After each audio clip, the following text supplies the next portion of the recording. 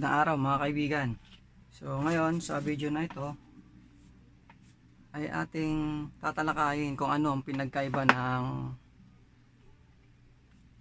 rule versus dito sa I tsaka K. At the same time, sasagutin din natin yung tanong kung paano nagiging mali ang isang pangungusap kahit tama naman yung formula na ginamit mo o sinundan mo, pero mali pa rin. So bago tayo magsimula, gusto ko munang sagutin ninyo kung kung alin dito sa tatlong pangungusap na ito yung mali at bakit. So ito ay mahalaga na alam ninyo kung alin dito yung mali sa tatlong ito, sapagkat madalas sa exam ay tinatanong din yan, pinapahanap kung alin yung maling pangungusap dito sa mga tatlong ito. So ngayon bibigyan ko kayo ng 8 segundo para alamin kung ano yung mali dyan. Tsaka natin papaliwanag at i-apply na rin natin ito sa pagpapaliwanag.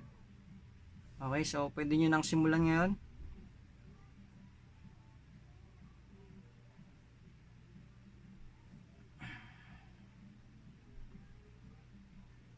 Okay kaibigan, so tapos na ang 8 segundo. Ngayon sagutin natin ito. Siguro nakita niyo naman siguro kung anong mali, no? Kung nakita niyo yung mali, ibig sabihin mayroon na kayong improvement. So may chance na pumasa kayo sa exam dahil nakita niyo kung alin dito yung mali. So simulan na natin ang pagpapaliwanag nito. So sa una, sa number 1, Chun Picharol Mogoyo. So ako daw ay kumain ng pizza. So dito kaibigan, mapapansin natin tama naman ito, no? Dahil sinundan niya yung formula yan. Subject, tapos ito yung object, at ito naman yung verb. Okay, so tama siya. Tama din yung ginamit niyang particle,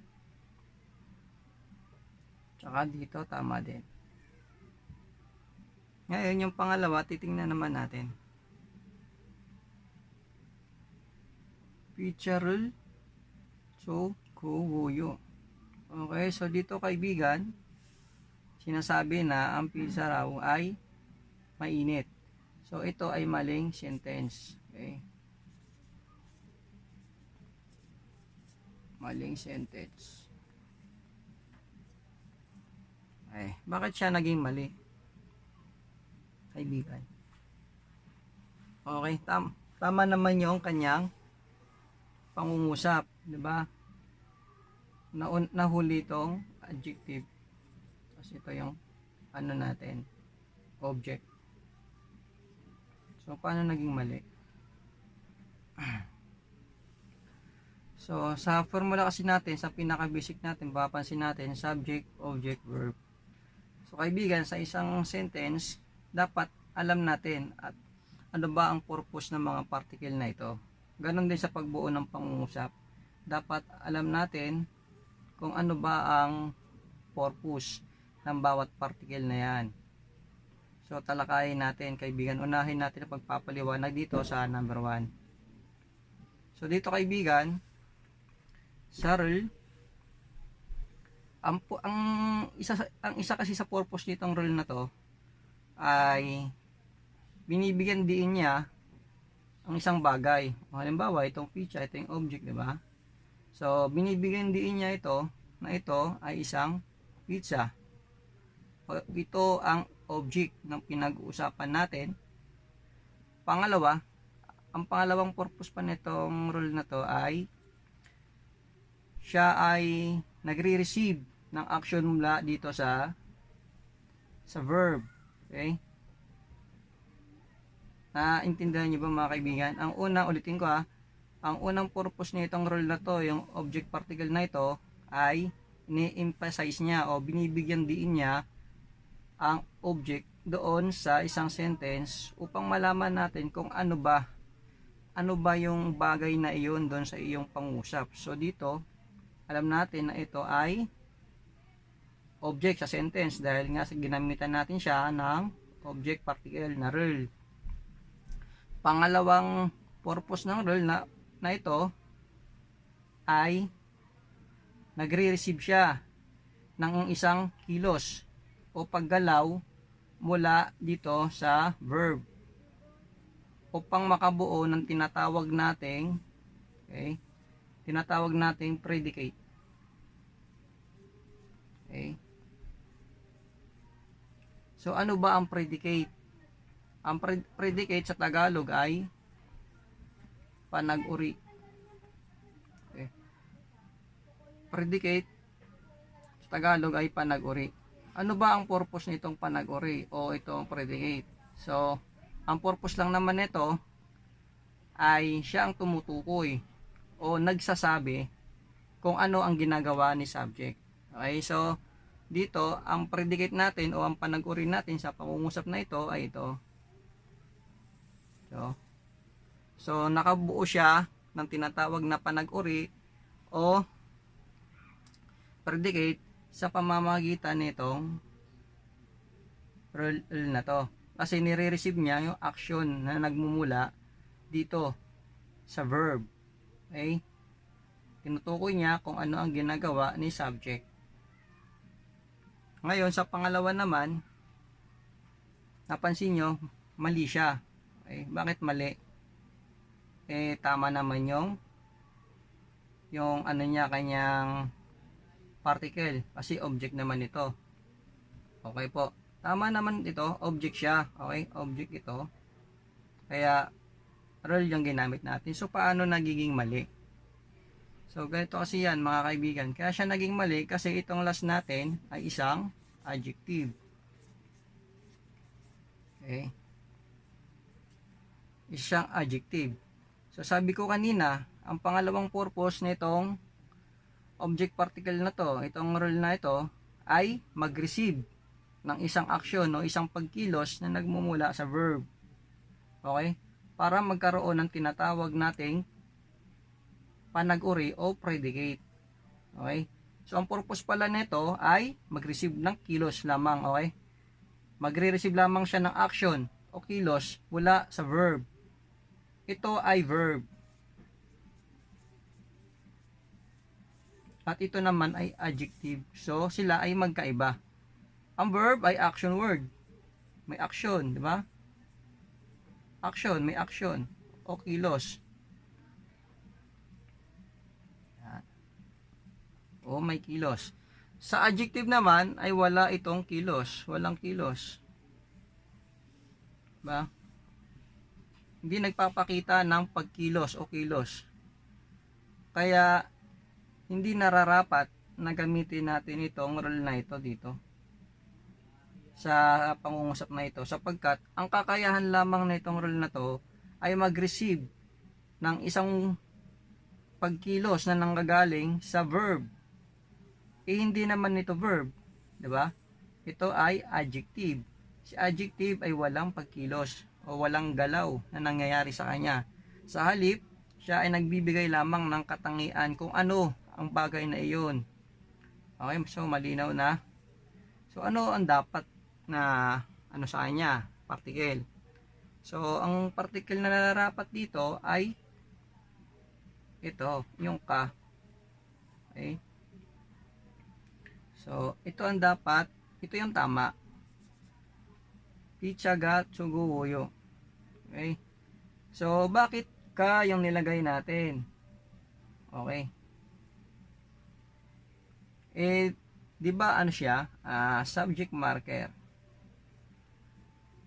Ba? Isang subject marker.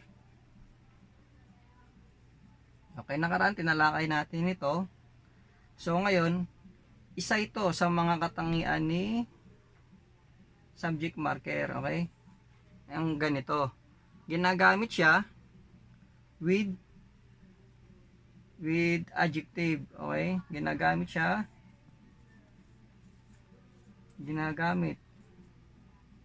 with adjective. Okay? Ginamit natin siya with adjective. Kasi itong rule nga na ito ay walang kakayahan na mag-receive dito sa adjective kung anumang katangian ang sinasabi ni adjective, sapagkat ang nire-receive lamang ni rule ay yung mayroong action. O katulad nito, chunod, picharol mo, goyo. So ni-receive niya ito kasi mayroong action. Kumain ng pizza. Sino kumain ng pizza? Yung simuno sa Tagalog o yung subject ng pinag-uusapan natin. So dito sa number 2, hindi niyo ito marireceive kasi hindi naman ito verb, walang action. Siya ay adjective. Kaya itong particle na ito ay papalitan natin ng ka. Kaya siya naging pitsaga chogowoyo. So ano ba ang purpose nito? Okay, sika dito, ang naging purpose niya ay binibigyan diin niya. Okay, binibigyan diin niya itong pizza na ito, itong object na ito. Na ito ay mainit. Okay, siya ay mainit. Yan. Lagi niyong titingnan yung mga particle lalo na sa exam kasi minsan may mga ganito rin pangyayari. So, titingnan nyo yung mga particle kung tama. Ang lagi niyong tatandaan mga kaibigan, pagka rule ang ginamit, dapat ang kasunod niyan ay verb. Okay? Pag rule lang ginamit sa isang bagay tapos sinundan ng adjective, automatic 100% mali na yun, kaibigan. Okay? Mali yun. Kaya dapat ang gamitin ninyo ay ito. Itong ka na ito. Pagka ang ginamit nyo sa last ng sentence ninyo ay adjective. So, okay, mga kaibigan, so nagkakaintindihan na ba tayo? Malinaw na. So, ngayon mga kaibigan, kung inyong naintindihan, ako ay magbibigay ng isang pagsusulit sa inyo regarding sa pinag-aralan natin ngayon at saka sa nakaraang video na ginawa natin kung paano bumuo ng pangungusap. Ito kasi yung part 2. Napansin nyo sa nakaraang video natin, wala tayong binigay na exam o pagsusulit. Okay, kasi masyado nang mahaba. So dito may sila yung pagpaliwanag natin. Kasi madali lang naman siyang intindihin. So, ito kaibigan, simulan na natin magbigay ng exam. Burahin lang natin ito. So, ito mga kaibigan, ito yung gusto kong sagutin ninyo. At isalin nyo rito yung mga pinag-aralan natin ngayon at saka yung nakaraang video yung ginawa natin. Kung paano gumawa ng sentence. So, bibigyan ko kayo kaibigan ng 8 segundo upang sagutin niyan. Kung hindi nyo kayang sagutin sa loob ng 8 segundo, ay maaari nyo i-push yung video. Tapos, pag nasagutan nyo na, tsaka nyo naman i-play muli. Okay, so, oras ngayon ay maaari nyo nang simulan ang pagsagot.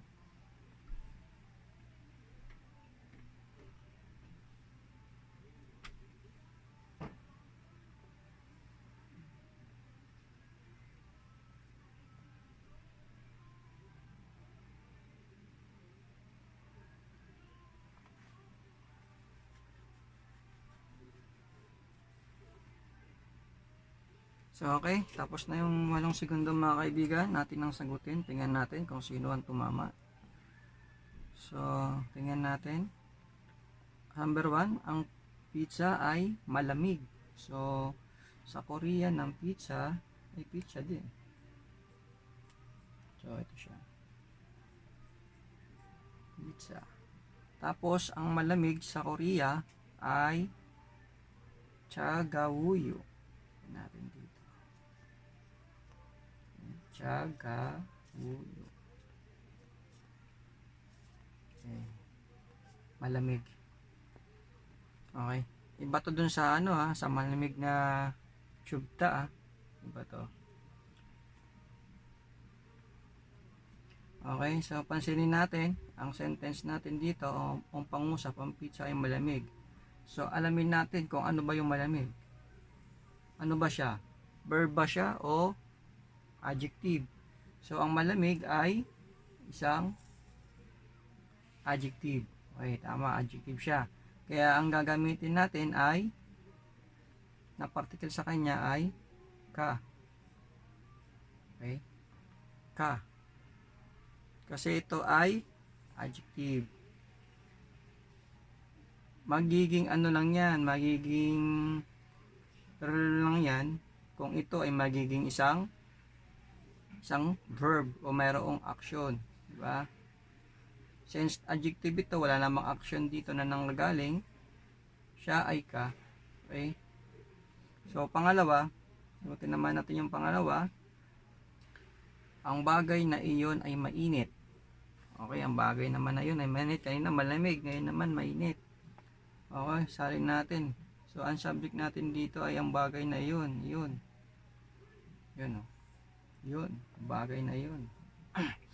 Kaya ang iyon sa Korea ay ku. Okay. Ku, iyon. Siya. Ang bagay naman ay kut. Okay, kut. Tapos sa Korea ng mainit,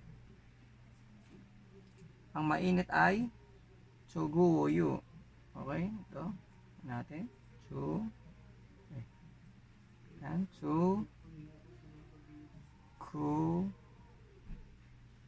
ano muna natin, na-plain lang natin para makita nyo.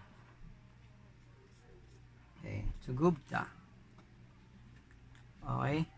So, tingnan natin ulit kung ano itong nasa last, kung verb ba siya o adjective. So siya ay isang adjective. Kaya ang ilalagay natin dito ay i. Okay. Yan. Kugosit sugubja. So ito ay nasa plain form pa lang. Baguhin natin. Baguhin natin siya. Okay. Sa isa kasi itong irregular. So pag irregular, hindi ko pa ito naituro sa inyo, pero sa mga susunod na lesson natin, pag tuturo ko sa inyo ito para mapag-aralan nyo. So pag ito, isang irregular, tatanggalin yan. Ang ipapalit nyo ay si So magiging siya. Okay. Okay. Yan. Ngayon, papansinin nyo, itong una to, ay kabilang sa tinatawag nating dark vowels. Dark vowels yan. Ito. Okay? Kaya ang i-add natin ay yung u. Yan. Tapos dagan ng u para may polite. Laging suguwoyo. O ganun lang kaibigan kadali. So sana mayroon kayong natutunan sa bawat video yung ginagawa natin. Kung meron kayong gustong pag-aralan natin, maaari kayong mag-request. So hanggang dito na lang mga kaibigan. Salamat sa panonood.